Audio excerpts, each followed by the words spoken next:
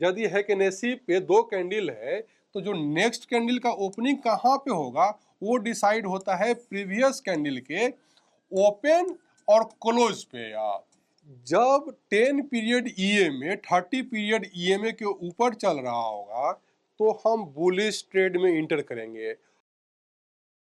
Hey everyone, welcome to FNO Mantra. I am CMA Siddharth Sinha, SEBI registered research analyst. In this video, I am going to explain intraday trading strategy based on Heiken-Ashi plus EMA. See, यदि आप conventional candlestick chart को use करते हैं तो chart पे आपको बहुत सारा नॉइज देखने को मिलता है यार, लेकिन इसके विपरीत यदि आप हैकेनेसी चार्ट को यूज करते हैं तो हैकेनेसी पे आपको उतना नॉइज देखने को नहीं मिलता है जितना नॉइज आपको कैंडलस्टिक चार्ट पे देखने को मिलता है यार। जापानीज में हैकेनेसी का मतलब होता है एवरेज बार। तो जो हैकेनेसी जो प्राइस शो करता है दोस्तों वो शो करता है एवरेज, ना कि एक्चुअल। अब मैं यहाँ पे दो चार्ट लगा के रखा हूँ, एक कैंडलस्टिक का और दूसरा हैकेनेसी का। ये दोनों चार्ट निफ्टी का ही है और एक ही टाइम फ्रेम का है। अब आप गौर से देखिए, इस वाले चार्ट पे आपको काफी ज्यादा नॉइज देखने को मिल रहा है, लेकिन इस वाले चार्ट पे आपको नॉइज देखने को नहीं मिल रहा है। यहाँ पे आपको क्लियर डायरेक्शन दिख रहा है कि निफ्टी किधर जा रहा है यार, लेकिन यहाँ पे आपको कंफ्यूजन पैदा हो रहा होगा। सी, इस कैंडल को आप देखिए, इस कैंडल पे एक डोजी फॉर्म हुआ है। ये जो कैंडल फॉर्म हुआ है एक डोजी फॉर्म हुआ है, लेकिन सेम ही चार्ट होने के बावजूद भी हैकेनेसी पे कुछ इस तरह का कोई कैंडल नहीं फॉर्म हुआ है। मतलब कि यहाँ डोजी फॉर्म हुआ है लेकिन यहाँ पे बीरिश कैंडल फॉर्म हुआ है और यहाँ पे कोई भी कंफ्यूजन आपको पैदा नहीं कर रहा है। तो दोस्तों देखिए, यदि आप कैंडलस्टिक के बजाय हैकेनेसी को यूज करते हैं तो आप कंफ्यूज नहीं रहते हैं, आप डायलेमा में नहीं रहते हैं कि कहीं मार्केट यहाँ से घूम तो नहीं जाएगा। देखिए, जहाँ कैंडलस्टिक चार्ट आपको डायलेमा में डाल रहा है कहीं मार्केट यहाँ से घूम तो नहीं जाएगा, लेकिन हैकेनेसी आपको क्लियर पिक्चर दे रहा है कि नहीं, मार्केट निफ्टी यहाँ से नीचे जा रहा है यार। अब मैं एक चीज और आपको दिखा दूं कि देखिए, यहाँ पे किसी दो कैंडल को आप कंसीडर कीजिए, आप इस दोनों कैंडल को कंसीडर कीजिए तो देखिए, इस कैंडल की जो ओपनिंग हो रही है, इस कैंडल की जो ओपनिंग हो रही है इस कैंडल के बिल्कुल मिड पॉइंट पे हो रही है। ठीक इसी तरह आप इस दो कैंडल को कंसीडर कीजिए तो जो ये वाली जो कैंडल है इसकी ओपनिंग जो हो रही है इस कैंडल के बिल्कुल मिड पॉइंट पे हो रही है। फिर आप इस दो कैंडल को कंसीडर कीजिए, देख रहे हैं जो ये कैंडल है इसकी ओपनिंग जो हो रही है प्रीवियस कैंडल के बिल्कुल मिड पॉइंट पे हो रही है। तो ऐसा कैसे हो रहा है कि जो नेक्स्ट कैंडल है उसकी ओपनिंग प्रीवियस कैंडल के बिल्कुल मिड पॉइंट पे हो रहा है यार? ये क्या कोई मैजिक है? ये कैसे हो रहा है? सी, ये कोई मैजिक नहीं है दोस्तों। जिस तरह से हैकेनेसी को डिजाइन किया गया है ना, उसमें एक कैलकुलेशन रहता है कि जो नेक्स्ट कैंडल की ओपनिंग हो वो प्रीवियस कैंडल के मिड पॉइंट पे होगा। समझाने के लिए मैं आपको ले चलता हूं एक ब्लैंक स्लाइड पे यार। तो आप आ जाइए ब्लैंक स्लाइड पे। सी, मान लेते हैं कि यहाँ पे दो कैंडल है यार, हैकेनेसी दो कैंडल है, ठीक है।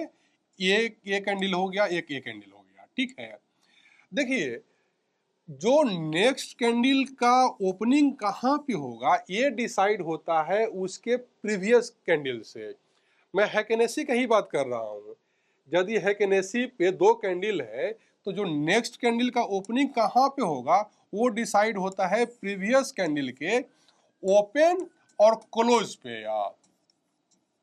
ये होता है कि प्रीवियस कैंडल की ओपनिंग और क्लोजिंग कहाँ पे हुई है। मान लेते हैं कि ओपनिंग इसकी 10 पे होती है और क्लोजिंग इसकी 12 पे होती है, तो जो नेक्स्ट कैंडल का जो ओपनिंग होगा दोस्तों वो होगा 10 + 12 मतलब 22 डिवाइडेड बाई 2 मतलब कि 11 पे यार। तो जो नेक्स्ट कैंडल का ओपनिंग होगा ना वो होगा 11 पे।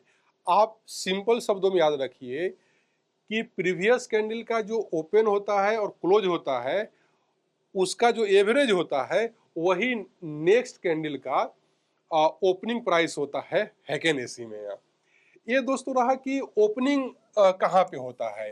अब मैं आपको बता रहा हूँ कि क्लोजिंग कहाँ पे होता है हैकेनेसी का। तो देखिए क्लोजिंग डिसाइड करने के लिए हम 4 फिगर को लेते हैं और ये फिगर लेते हैं कैंडलस्टिक वाला। ध्यान दीजिएगा ये जो फिगर हम लेते हैं वो कैंडलस्टिक वाला फिगर लेते हैं। मान लेते हैं कि करंट जो कैंडलस्टिक फॉर्म हुआ है कुछ इस तरह से फॉर्म हुआ है, ठीक है। इसका लो 8 है, ओपनिंग 10 है, क्लोजिंग 12 है और मान लेते हैं कि हाई जो है 18 है यार। तभी टोटल कितना हो गया देखिए, ये 20 हो गया, सॉरी ये 20 हो गया और 28, मतलब ये टोटल कितना हो गया, ये टोटल हो गया 48 है। तो कैंडलस्टिक का ओपन क्लोज लो और हाई को हम जोड़ देते हैं और उससे डिवाइड करते हैं, उसको डिवाइड करते हैं 4 से। तो यहाँ पे जो 48 आया दोस्तों उसको हम डिवाइड करेंगे 4 से, तो जो भी आएगा वो हो जाएगा हैकेनेसी का क्लोजिंग है। तो अब अभी तक आपको समझ में आ गया होगा कि हैकेनेसी का ओपन कहाँ पे होता है, हैकेनेसी का क्लोजिंग कहाँ पे होता है यार। अब मैं आपको समझाता हूँ कि हैकेनेसी का लो और हाई कैसे डिसाइड होता है। सी लो डिसाइड करने के लिए हम 3 फिगर में से लेते हैं यार। हैकेनेसी का ओपन कहाँ पे हुआ है, क्लोज कहाँ पे हुआ है और लो कितना है यार।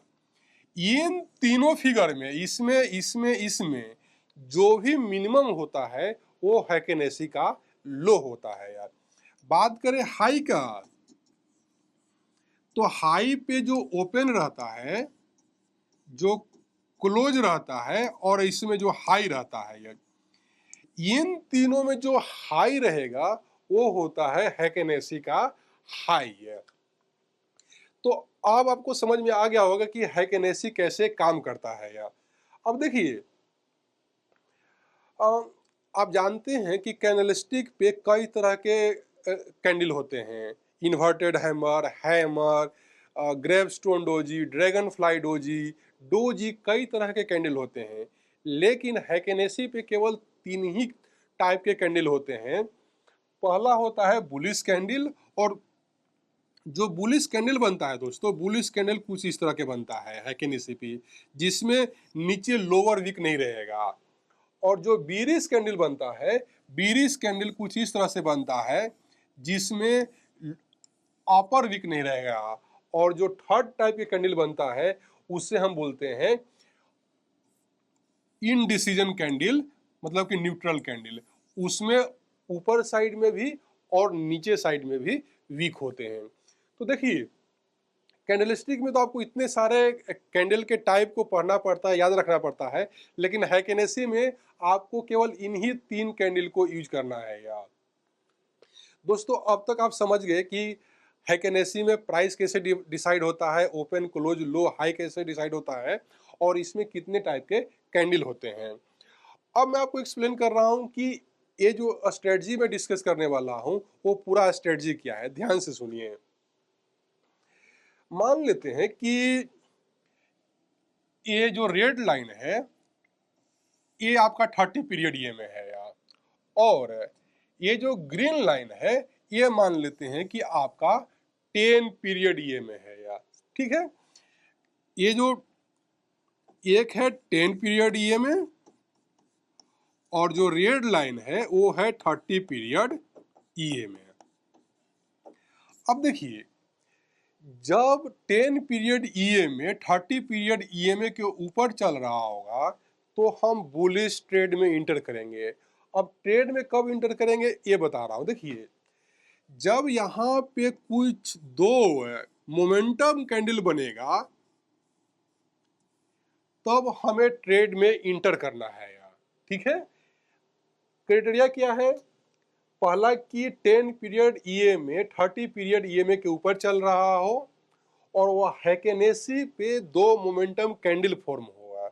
और तीसरा क्राइटेरिया आपको ये देखना है दोस्तों कि हायर टाइम फ्रेम पे मार्केट एक अप ट्रेंड में हो। यदि आप 5 मिनट टाइम फ्रेम पे ट्रेड कर रहे हैं तो कम से कम 15 मिनट टाइम फ्रेम पे आपको क्लियर दिखना चाहिए कि मार्केट अप ट्रेंड में है। आप ठीक इसी तरह से बीरिश ट्रेड के लिए मान लेते हैं कि ये आपका 30 पीरियड ईएमए है और ये आपका 10 पीरियड ईएमए है। तो जब 10 पीरियड ईएमए 30 पीरियड ईएमए को ऊपर से नीचे की तरफ क्रॉस करता है, कहने का मतलब है कि 10 पीरियड ईएमए 30 पीरियड ईएमए के नीचे चल रहा होगा और यहाँ पे 2 बीरिश कैंडल फॉर्म होगा इस तरह के, जिसमें अपर वीक नहीं रहेंगे। तो हम इस कैंडल के क्लोजिंग पे ट्रेड में इंटर करेंगे और इस ट्रेड में हम तब तक बने रहेंगे जब तक कि क्लोजिंग 10 ईएमए के ऊपर ना हो जाए। और यहाँ पे आपको रिस्क रिवार्ड जो मेंटेन करना है वो मेंटेन करना है 1:2 का मिनिमम है। देखिए ध्यान आपको क्या रखना है ना दोस्तों कि तब तक बने रहना है जब तक कि प्राइस 10 पीरियड ईएमए के ऊपर क्लोजिंग ना दे दे। ये बीरिश ट्रेड में आपको ध्यान रखना है। उसी तरह बुलिश ट्रेड में यदि आप बुलिश ट्रेड में को इनिशिएट किए हैं तो तब तक ट्रेड में बने रहना है जब तक प्राइस 10 पीरियड ईएमए के नीचे ना क्लोजिंग दे दे। आप दोस्तों ये रहा हमारा स्ट्रेटजी और इसमें जो बीरिश ट्रेड का जो थर्ड जो कंडीशन था तो वो भी नोट कर लीजिए कि हायर फ्रेम पे हमें चेक करना है कि मार्केट एक डाउन ट्रेंड में होगा। ये तो रहा दोस्तों कि हमारा स्ट्रेटजी क्या है। अब मैं आपको ले चलता हूं और कुछ दिखाता हूं कि अब देखिए यहाँ पे दोस्तों मैं जस्ट पीपीटी में ही इस चार्ट को लगा रखा हूँ, इसी से एक्सप्लेन कर रहा हूँ। देखिए ये जो है ये है 30 पीरियड ईएमए और ये जो है ये है 10 पीरियड ईएमए। तो 10 पीरियड ईएमए 30 पीरियड ईएमए के ऊपर चल रहा है यार। और उसके बाद ये जो 10 पीरियड ईएमए है ना, इससे अलग है यदि 2 मोमेंटम कैंडल बनता है तो इस कैंडल के क्लोज पे आपको ट्रेड में इंटर करना है और इसका जो भी स्विंग लो है, मान लो कि यहाँ पे स्विंग लो है तो वहां को ऐसे लगा दीजिए और ट्रेड में तब तक बने रहिए जब तक कि प्राइस 10 पीरियड ईएमए के नीचे क्लोज न दे दे आप। ठीक है दोस्तों, मैं फिर से रिपीट कर रहा हूं। देखिए इसमें ध्यान क्या देने वाली बात है कि यदि इस तरह का गैप हो ना, यदि यहाँ पे देख रहे हैं गैप बढ़ता जा रहा है, 10 पीरियड और 30 पीरियड के बीच में गैप बढ़ता जा रहा है और ये जो कैंडल भी फॉर्म हो रहा है 10 पीरियड से अलग बनना शुरू हो गया है। यदि इस तरह का सेटअप मिलता है तो आप बुलिश ट्रेड में इंटर कीजिए और ट्रेड में तब तक बने रहिए जब तक कि प्राइस 10 पीरियड ईएमए के नीचे क्लोजिंग न दे दे। और मिनिमम जो दोस्तों आपको जो रिस्क रिवार्ड मेंटेन करना है वो करना है 1:2 का। अब मैं एक बीरिश सेटअप आपको दिखाता हूं। देखिए